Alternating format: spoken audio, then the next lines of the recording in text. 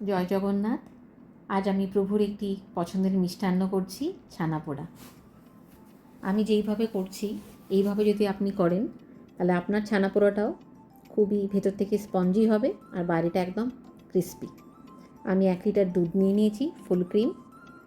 আমি দুধটা ফুটতে শুরু করলে এর মধ্যে একটা গোটা লেবুর রস দিয়ে দেব। এখানে আমি দিয়ে দিয়েছি দুধটা ফোটার সময়। এখানে ছানাটা কেটে গেছে। আমি আর খানিকক্ষণ জাল দিয়ে এটাকে আমি একটা কাপড়ের মধ্যে নামিয়ে নেব ছানাটা। এই দেখুন, ভালো করে জলটা ঝারিয়ে নেব আমি। আর একটু ভালো করে ধুয়ে নিতে হবে যাতে টক ভাবটা যেটা ছানার আছে সেটা ভালো করে বেরিয়ে যায়। আর এরকম হাত দিয়ে চিপে চিপে যতটা পারবেন জলটা বার করে দেবেন কাপড় থেকে। আমি সুজি নিয়ে নিয়েছি 1 কাপ মতন, একটু এলাচ গুঁড়ো নিয়ে নিয়েছি। আমি বাটার পেপার ব্যবহার করছি, কন্টেনারের বেসে দেব। এর মধ্যে আমি একটু ঘি ব্রাশ করে নিয়েছি ভালো করে, আর বাটার পেপারের ওপরেও আমি একটু ঘি দিয়ে ভালো করে ব্রাশ করে দিয়েছি। আমি এখানে একটু কিছু কিশমিশ কেটে নিয়েছি ছোট করে। ছানাটা জল ভালো করে ঝরে গেছে। এটাকে হাত দিয়ে ভালো করে চটকে নিতে হবে, চেপে চেপে মাখতে হবে। এর মধ্যে আমি সুজিটা দিয়ে দিলাম, কিশমিশটা দিয়ে দিচ্ছি,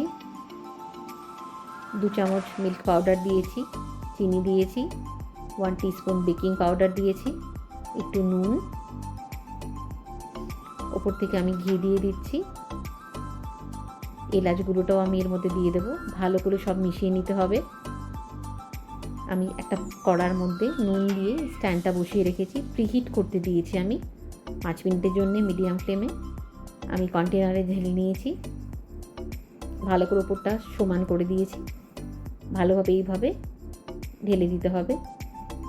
আমি ঢাকা দিয়ে দিলাম। আমি 45 মিনিটস মতো এটা কুক করতে দেবো। বেক হয়ে গেছে, কি সুন্দর কালার এসছে দেখুন।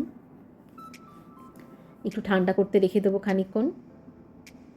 ঠান্ডা হয়ে গেলে আমি সাইডগুলো এইভাবে ছুরির সাহায্যে ছাড়িয়ে নিতে হবে যাতে আমি প্লেটে ঢালতে আমার সুবিধা হয়। আমি এইভাবে উপর করে দেব প্লেটের মধ্যে। এইভাবে আমি নামিয়ে নিচ্ছি ট্যাপ করে ওপর থেকে। এই দেখুন কি সুন্দর হয়েছে, সাইডটা পুরো ক্রাঞ্চি হয়েছে আর মাঝখানটা ততটাই সফট। আমি কেটে দেখাচ্ছি আপনাদের কতটা ভালো হয়েছে। এই দেখুন, একদম স্পঞ্জি, খেতে খুবই টেস্টি হয়েছে। আপনারাও অবশ্যই ট্রাই করবেন। কেমন লাগলো নিশ্চয়ই জানাবেন কমেন্টে। নমস্কার।